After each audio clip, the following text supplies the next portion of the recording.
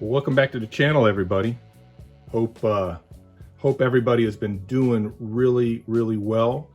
And this is Easter weekend, so I hope everybody's got great Easter plans lined up for themselves. I'm up here at the layout, obviously. Randy's been out of town for work for a couple weeks, and he's back in. And hey, don't tell anybody, but it's his birthday this weekend, so there might be some special prizes in store for him. Hey, in any case, getting back up to the layout to, do a little bit of work, have a little bit of fun. Wanted to get some of the newer stuff onto the layout. So I thought we'd have a little Canadian National run session while we were up here working on it. And this is what we'll be running with today.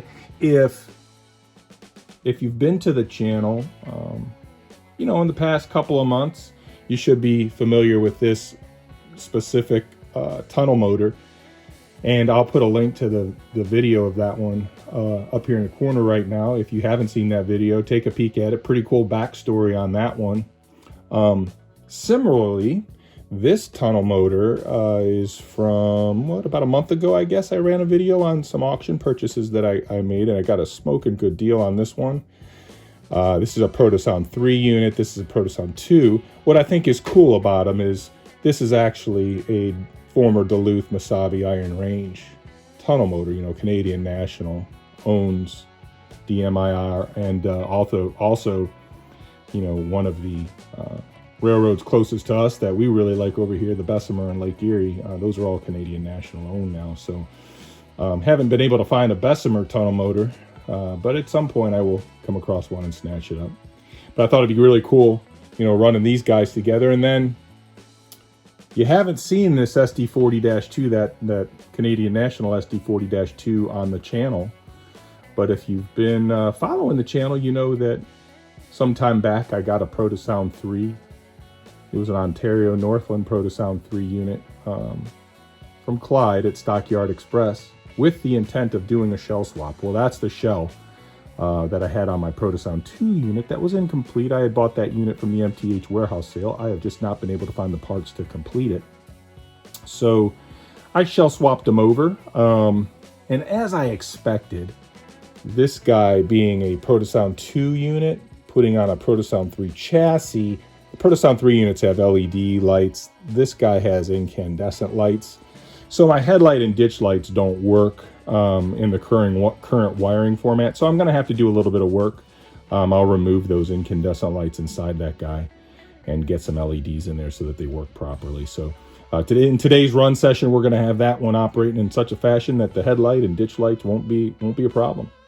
And then behind the Duluth Missabe Iron Range tunnel motor, we got the old venerable Death Star. That's a Protosound 3.